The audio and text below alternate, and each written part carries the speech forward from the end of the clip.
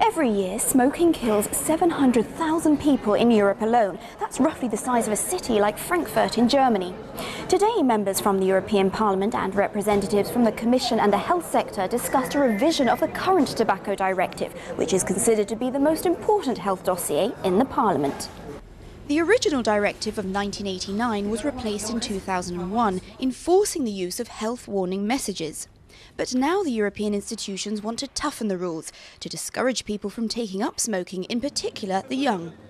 73% of those who start smoking do so before the age of 18. It's important that cigarette products, nicotine products, are not attractive to the young. This is extremely important if we want to put down and have a decline in the number of smokers inside the European Union, which would also not only mean a healthier living, that is a value in itself, health is a value in itself, but also economically it would mean less costs for government to treat smoking-related diseases, and also savings for the individuals themselves.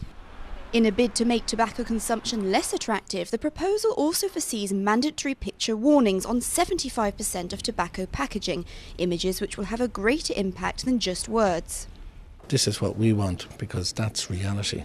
That's what it does to your lungs, to your heart, to your blood vessels. And I believe that this will be very instrumental in reducing the number of younger people who start smoking. And in our own country, we certainly want to protect our children. That's why we want to ban smoking in cars when children are present. This has to be done, and it has to be done with all speed.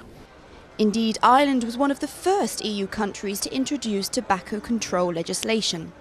The new proposal foresees major revisions in other areas such as cross-border sales, illicit trade, smokeless tobacco and a prohibition of products with characterising flavours which increase addictiveness. EPP Group member Karl-Heinz Florenz strongly backs Commissioner Borg on this measure. I am particularly pleased that he wants to significantly reduce the chemicals in tobacco, because there are many side effects which we do not know about. This is an important point. Tobacco must taste like tobacco, and people must be able to find out that it gives you a smoky mouth. It should not be masked by nice flavors, because that would be misleading. On a global level, the World Health Organization estimates that tobacco use is killing nearly 6 million people every year. This figure is predicted to rise to 8 million by 2030 if steps are not taken to reverse this worrying trend. Today's hearing showed renewed commitment for a strong tobacco control policy.